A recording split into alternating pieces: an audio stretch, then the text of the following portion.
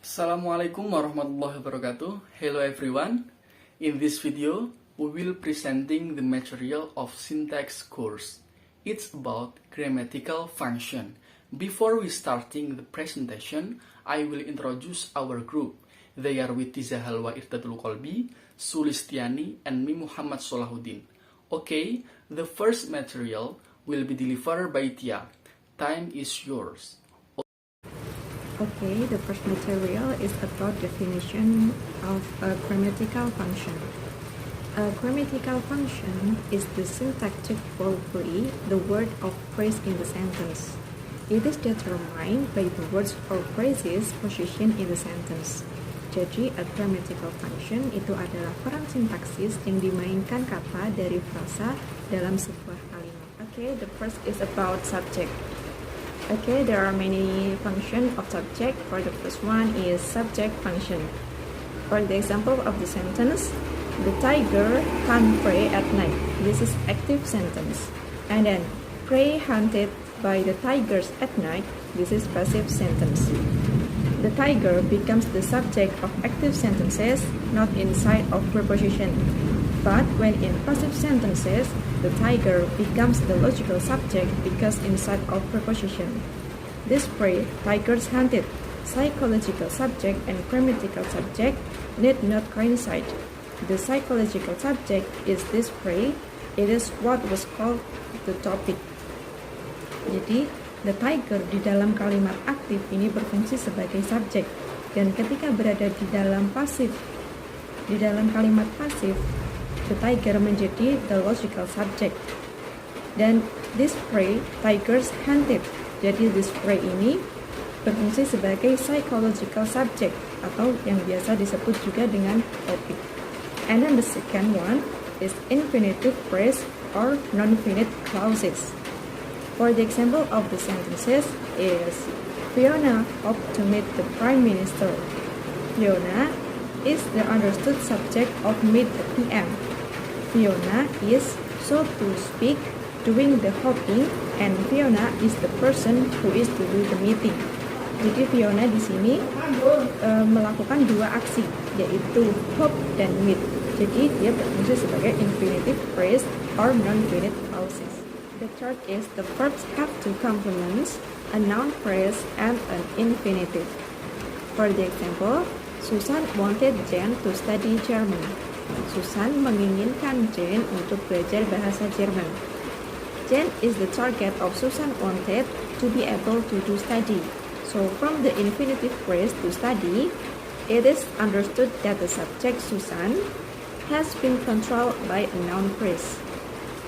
Jadi Jen di sini merupakan target dari Susan. Jadi Susan menginginkan Jen untuk belajar bahasa Jerman. Lalu nomor 4, number 4, lifting the grammatical subject, active to active sentence. For example, A sentence, Ayala went to the ball. Ayala chatted to Jonathan Stubbs. And then B sentence, Ayala went to the ball and chatted to Jonathan Stubbs.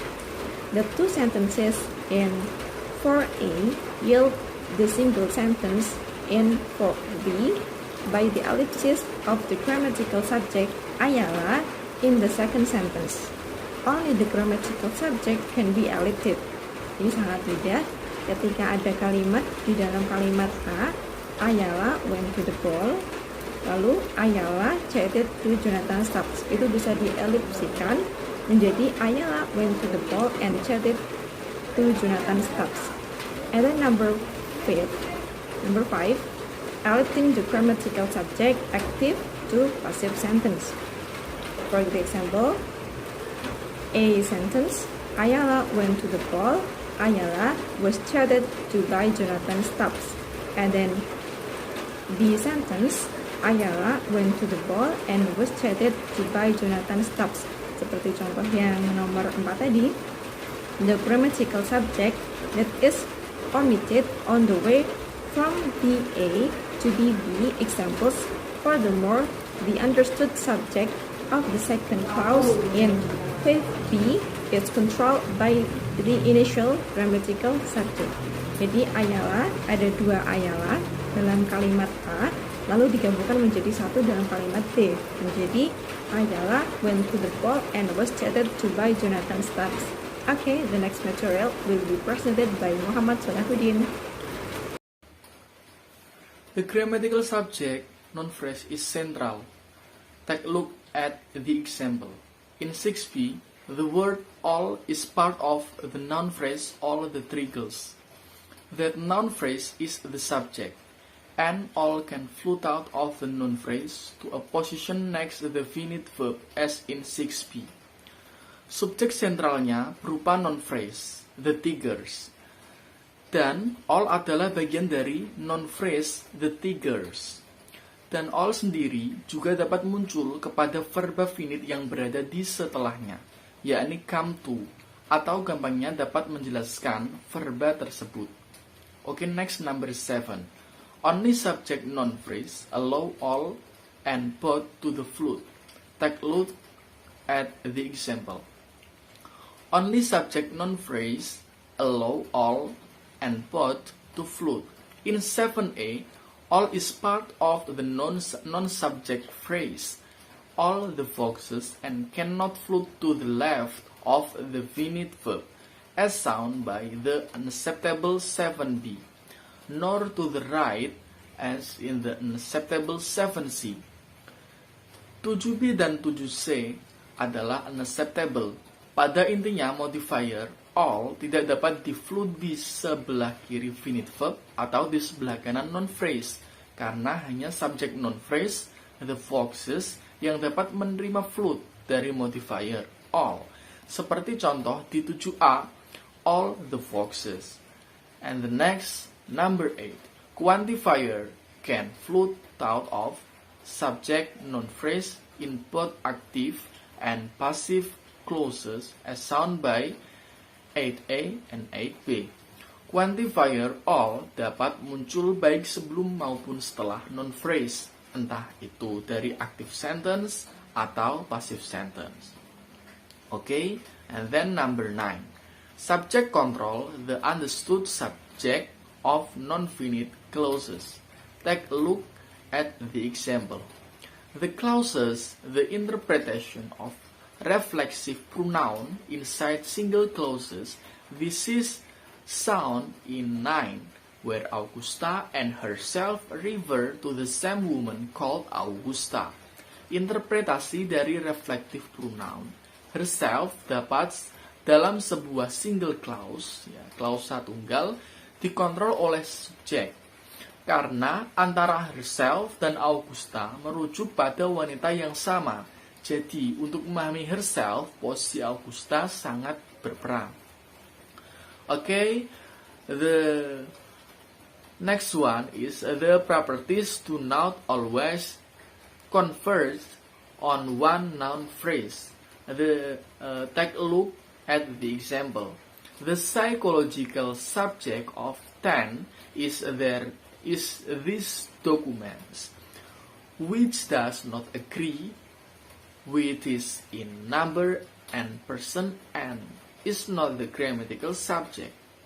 This document adalah subjek tata bahasa dari kalimat di atas, namun tak sesuai dalam hal jumlah maupun dengan orangnya, Elizabeth, yang mana Elizabeth merupakan singular, sedangkan these documents adalah plural.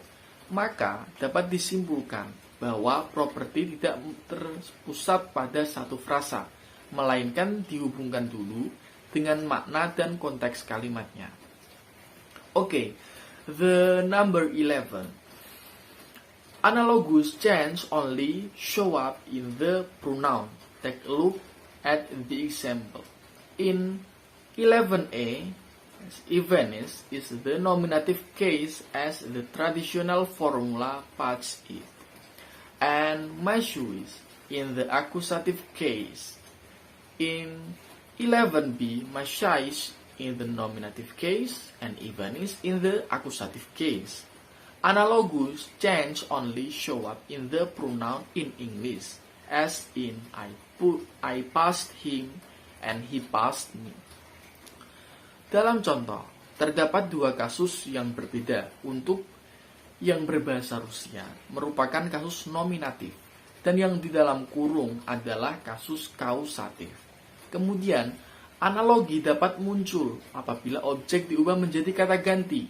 Misalkan, Masya dapat diganti her, atau Ivan dapat diganti her. Misal lagi dalam kalimat lain, yakni kalimat I passed him, kemudian he passed me. Okay, my name is Witiza Halwa Irdatul Qolbi, and I will continue the presentation. So, the next is direct object. Direct object is a noun or a pronoun that receives an action of the verb in the sentence. Jadi, direct object adalah sebuah kata benda atau kata ganti. Dia bisa berupa benda ataupun orang yang menerima sebuah tindakan dari kalimat itu sendiri. Kemudian untuk mengetahui bahwa kata itu adalah direct object, di antaranya direct object answer the question what or whom. Jadi direct object itu biasanya menjawab pertanyaan what or whom. And then usually it is followed by the verb. Jadi biasanya direct object itu diikuti oleh verb. And for example, Miss Sinta wears glasses. Di sini Miss Sinta sebagai subjek, wears sebagai verb, dan juga glasses sebagai direct object. Jadi glasses di sini sebagai direct object menjawab pertanyaan what. What does Miss Sinta wear? Jawabannya adalah glasses. Kemudian juga dia diikuti oleh verb, di mana verbnya adalah wears. Kemudian contoh selanjutnya, the queen wears a crown.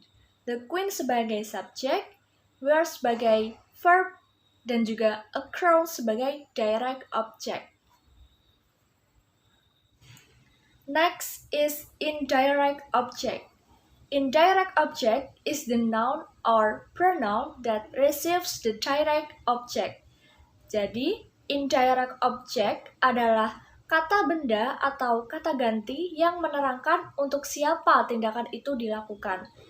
Untuk mengetahui kata tersebut adalah indirect object, di antaranya, it answers the questions to whom and for whom. Jadi, indirect object itu biasanya menjawab pertanyaan to whom and for whom. And then it usually comes before direct object. Biasanya itu indirect object ada sebelum direct object. And then for example, my friend gave to his girlfriend a rose. Di sini my friend sebagai subjek, gave sebagai verb, to his girlfriend sebagai indirect object, dan juga a rose sebagai direct object. Jadi di sini itu indirect object itu sebelum direct object. Jadi indirect objectnya adalah to his girlfriend. Contoh selanjutnya, Miss Clara gave to the students a lot of work. Miss Clara sebagai subjek, gave sebagai verb, to the students sebagai indirect object, dan juga a lot of work sebagai direct object. Selanjutnya, Robert gave to the man some money. Robert sebagai subjek, gave sebagai verb, to the man sebagai indirect object, dan some money sebagai direct object. Next is oblique object. Recent work in syntax deploys the concept of oblique object. In English, any noun phrase that is the complement of a preposition is an oblique object, where the prepositional phrase is itself the complement of a verb. Oblique object, it occurs in a prepositional phrase such as at, in, on, by, for, etc. Jadi, karya terbaru dalam sintaks menyebarkan konsep oblique object. Dalam bahasa Inggris, frasa kata benda atau noun phrase, apapun yang merupakan komplement atau pelengkap dari preposition, atau preposisi adalah oblique object, di mana frasa preposisi itu sendiri merupakan pelengkap dari kata kerja. Oblique object itu muncul dalam prepositional phrase, seperti halnya at, in, on, by, for, dan lain-lain. For example, A. Tatiana wrote to Onegin. Nah, di sini oblique objectnya adalah to Onegin. Di sini ada prepositionalnya, yakni adalah to. Kemudian B. Magnus went to Egilsay. Di sini oblique objectnya adalah to Egilsay. Kemudian C. Frank bought a piano for Jane. For Jane adalah oblique object. Preposisinya adalah for. So, in this example, to Onegin, to Egilsay, and for Jane are oblique objects. Thanks. Okay, the presentation from us is enough, and thank you for your kind attention. Wassalamualaikum warahmatullahi wabarakatuh.